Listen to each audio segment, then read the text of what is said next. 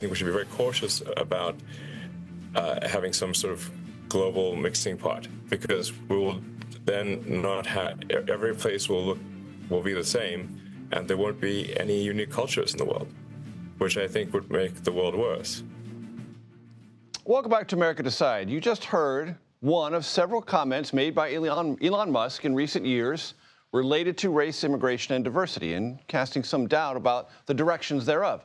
These comments, and of course the tech billionaire's prominence in the Trump White House and his shift from backing diversity, equity, inclusion to now firmly and aggressively on social media opposing them, well, that has been meticulously examined in a new article at the Washington Post. One of its writers and reporters, Beth Reinhard, joins me now. Beth, talk to my audience about this evolution of Elon Musk.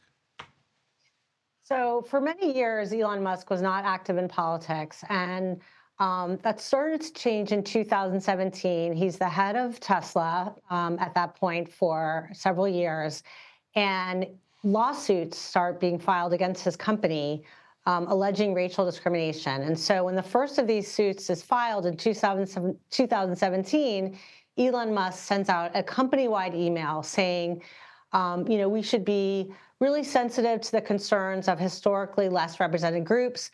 But at the same time, if someone makes an unintentional remark, you should apologize. And that's really the first time he kind of wades into this very, inflammatory debate, but with a very sort of measured back and forth approach.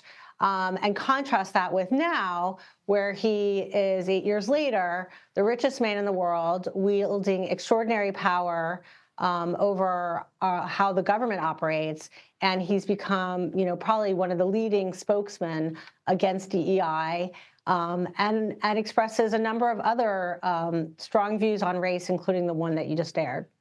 And as I read your story, Beth, it occurred to me that one of the ways that Elon Musk does this is sort of indirectly.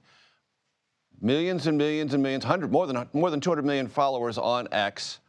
He may not say something directly, but he will help amplify something that's very incendiary about race or immigration. Yes, he does that quite a bit. We looked at how often he was commenting on race in this past year, and this year included. It's 1 out of 10 of his posts on X are about race or immigration and diversity. He also is frequently interacting with accounts that in the past would have been suspended for hate speech or misinformation. And he is retweeting them and saying, something like, this is concerning, or exclamation points. And then that is, as he pointed out, going to some 200 million followers, which is more than anyone else on the platform, more than President Trump. So it's a platform with no parallel in modern politics. And what does the White House say about all this? The White House said that the Post was trying to make him out to be a racist, and that we were incorrect and we should get a life. I see.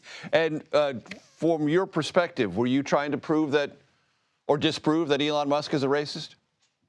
We just were looking for what he had said, and that's up for the readers to decide, to look at the compilation of his comments and make their own decision. The White House press secretary said we were combing the internet, and in fact we were. We were looking for what he has said about race, and doing that in the context of the fact that he has this very powerful role, and that many of the actions that the administration is taking do involve race. They have, as you know, eliminated all DEI programs, and they're going farther than that. They're purging employees who are responsible for enforcing civil rights and anti-discrimination laws. And so there's a lot of activity that Elon Musk is in charge of as in his role as Doge that does involve race and diversity and immigration. And so that's why we took a look at his views. And that's really where the rubber meets the road on this story, because it's not just about what he has said in the past, but the position he's currently in, and do the things he has said in the past, or somewhat more recently on social media, are they reflective of actions being taken in this super powerful role he's been given by the president? Right, and you see the president echoing what Musk has said in recent weeks when there was that terrible plane crash between the plane and the helicopter. Musk has been saying for over a year, maybe longer than that, he's made this claim that DEI is responsible for whenever there's a plane accident. It must be the culprit must be DEI, and you saw Trump echo that last month when that terrible tragedy occurred. So he's really, his words are having an impact. Beth Reinhard of the Washington Post, thanks so very much. Thank you.